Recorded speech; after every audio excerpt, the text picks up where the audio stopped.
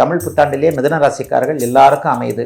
என்னன்னு பார்த்தீங்கன்னா 9ஆம் அதிபதி 10ஆம் வீட்டில் இருக்கு. அவரை 10ஆம் அதிபதி உச்சனாகி அவரை பார்க்கக்கூடிய அமைப்பு தர்மகர்மாதிபதி யோகம். வேலை தொழில் பண்றதன் மூலமா, வியாபாரம் பண்றதன் மூலமா நீங்க ஜீவன அமைப்புகள், அதாவது செய்யற தொழில நல்ல வருமானம் முதல் 40 நாட்களுக்குள்ளாகவே மிதுன ராசிக்காரர்கள் எல்லாருக்குமே ஒரு நல்ல மாற்றம் கண்டிப்பாக வந்துடும். எதிர்பாராத மாற்றங்கள், எதிர்பாராத இந்த அமைப்புகள் எல்லாமே கண்டிப்பாக அப்போது நடக்கும். சம்பள உயர்வு போன்றவைகள் அடையாளம் காட்டப்படக்கூடிய அமைப்புகள் உண்டு. தொழில் நல்லா இருக்கும். தனியாக தொழில் ஆரம்பிக்கணும்னு நினைக்கிறவங்க கண்டிப்பாக தொழில் ஆரம்பிக்கலாம்.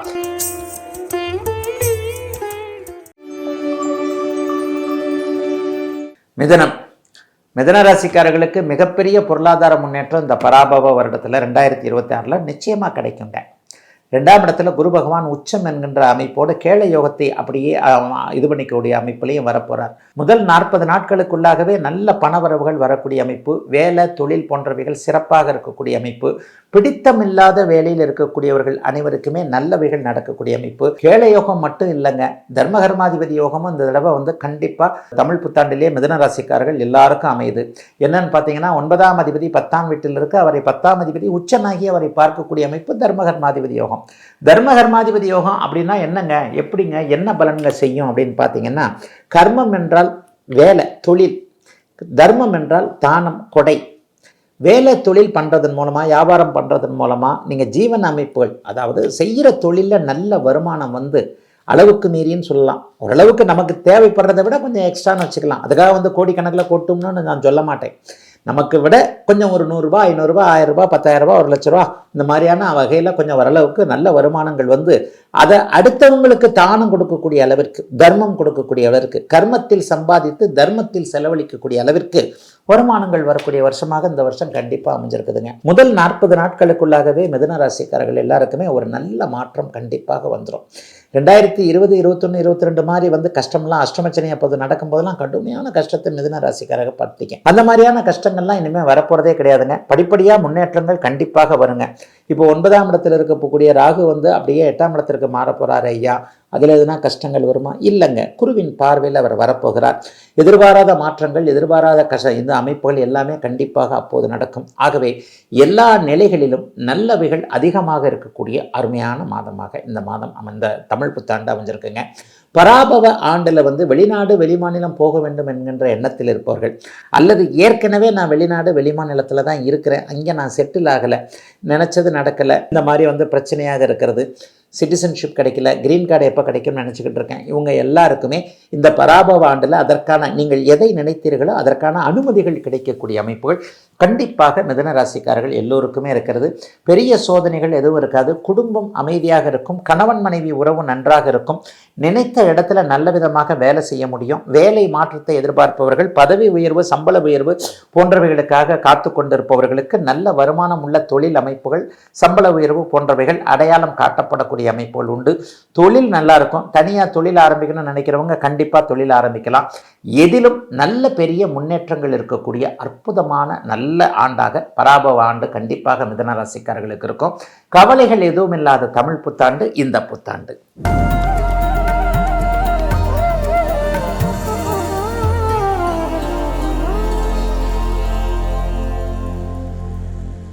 பராபவ வருடம் அப்படின்னு சொல்லுவோம்.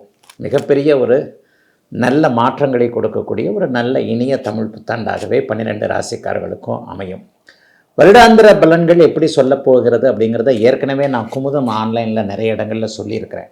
என்ன அப்படின்னு சொன்னால், வருடாந்திர கிரகங்கள்னு சொல்கிறது குரு, சனி, ராகு, கேது ஆகிய 4 கிரகங்கள் மட்டும்தான். இந்த கிரகங்களின் அடிப்படையில் தான் நம்ம வருடாந்திர பலன்களை சொல்கிறோம். இப்போ மாத பலன், வார பலன் சொல்கிறது. வார பலன்கள் வாரத்தில் ஒரு வாரத்தில் 3 இடங்களுக்கு போகக்கூடிய சந்திரனை வைத்து, அதாவது ராசியை வைத்து சந்திரனுடைய மூமெண்ட்டை வச்சு வார பலன்கள், டெய்லி பலன்கள், தினசரி பலன்கள் சொல்லப்படுகின்றன. மாத பலன்கள் ஒவ்வொரு தடவையும் சொல்கிறோமே, இதே குமுதத்திலேயே ஆங்கில மாத பலன்களை சொல்லிக்கிட்டு இருக்கிறேன். இப்போ இந்த ஆங்கில மாத பலன்கள் எதனுடைய அடிப்படையில் நடக்குது அப்படின்னு பார்த்தீங்கன்னா, சூரியன் மாதத்திற்கு ஒரு தடவை மாறுறாரு. 20, 22 நாட்களுக்கு, 25 நாட்களுக்கு ஒரு முறை சுக்கிரனும் புதனும் மாறுவாங்க. 1.5 மாதத்துக்கு ஒரு தடவை செவ்வாய் மாறுவார். ஆக இந்த 4 கிரகங்கள், சூரியன், புதன், சுக்கிரன், செவ்வாய் ஆகிய மாதாந்திர கிரகங்களுடைய இயக்கத்தை வைத்து ஒரு 12 ராசிக்காரர்களுக்கும் ஒரு பொதுவான பலன்களை சொல்ல முடியும். ஆனால் வருட பலன்கள் என்பது வருடத்தில் ரொம்ப நிலைச்சு இருக்கக்கூடிய அமைப்பு. வருடம் முழுக்க ஒரு கிரகம் ஒரே ராசியில் இருக்கும்னா கிட்டத்தட்ட 4 கிரகங்கள் அந்த மாதிரி இருக்கும். சனி 2.5 வருடத்திற்கு ஒரு முறை நிரந்தரமாக இருப்பார், ஒரு ராசியில் இருப்பார். 2.5 வருஷத்துக்கு ஒரு சனி பயிற்சி ஏற்படும். 1.5 வருஷத்துக்கு அப்புறம் ராகு கேது பயிற்சி ஏற்படும். 13 மாதங்கள் ஒரு வருடத்திற்கு ஒரு முறை குரு பயிற்சி ஏற்படும். ஆக இந்த வருடாந்திர கோட்களை வச்சு தான் தமிழ் புத்தாண்டு, ஆங்கில புத்தாண்டு போன்ற புத்தாண்டு பலன்கள் சொல்லப்படுகின்றன. இந்த வருஷம் ஏதாவது ஒரு மாற்றங்கள் இருக்கா அப்படின்னு பார்த்தீங்கன்னா, ஆமாம், தமிழ் புத்தாண்டு நடந்து ஒரு 40 நாட்கள்லேயே ஜூன் மாதம் 2ஆம் தேதி குருப்பெயர்ச்சி நடக்குது. குருப்பெயர்ச்சியில் ஏதாவது விசேஷம் இருக்குதுங்களாயா? கண்டிப்பாக விசேஷம் இருக்கிறது. மிகப்பெரிய நல்ல ஒரு அமைப்பு, மிகப்பெரிய விசேஷம்தான். 12 வருடங்களுக்கு ஒரு முறை மட்டுமே மிகப்பெரிய உச்சம் என்கின்ற நிலையை அடையக்கூடிய குரு பகவான் இப்போது கடகத்தில் உச்சம் என்கின்ற நிலையை அடைய போகிறார். இது ஒரு மிகப்பெரிய நல்ல மாற்றம். 12 ராசிக்காரர்களுக்குமே ஓரளவுக்கு நல்லதை கொடுக்கக்கூடிய அமைப்பு தான். ஆனாலும் ஒரு 3 மாதத்திற்கு பிறகு அப்படியே அதிசாரம் என்ற முறையில் அடுத்த ராசிக்கு போயிட்டு திரும்பவே கடகத்திற்கு வருவார். ஆயினும் பெரும்பாலான நாட்கள் இந்த தமிழ் புத்தாண்டு, பராபவ தமிழ் புத்தாண்டில் உச்சம் என்கின்ற அமைப்பில் அவர் இருப்பது என்பது ஒரு மிகப்பெரிய நல்ல மேன்மை. சனிப்பெயர்ச்சியின் அமைப்பின் அடிப்படையில் மீனத்திலேயே அவர் இருக்கிறார். காலபுருஷனுடைய இறுதி வீடு என்று சொல்லப்படக்கூடிய மீனத்திலேயே அவர் இருப்பது என்பது இந்த வருடத்தில், இந்த தமிழ் புத்தாண்டில் எந்த விதமான மாற்றமும் கிடையாது. அடுத்த வருஷம்தான் சனிப்பெயர்ச்சி நடக்கிறது. ஆகவே சனிப்பெயர்ச்சி இதாக கிடையாது.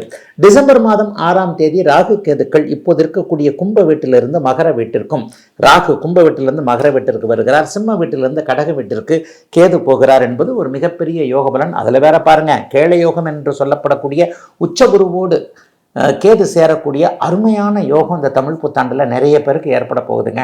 ஆக பணம் போன்ற வரவுகள் மிகப்பெரிய அளவில் நன்றாகவே இருக்கும். இந்த தமிழ் புத்தாண்டு சென்ற ஆண்டை விட மிக நன்றாகவே இருக்கும் என்பதாகவே நிச்சயமாக இந்த தமிழ் புத்தாண்டில் எடுத்துக்கலாம். கடகராசிக்காரர்களுக்கு விடியல் வந்துவிட்டது, எல்லாமே நல்ல விதமாக அமையப் போகிறது அப்படிங்கிறது தான் உண்மை.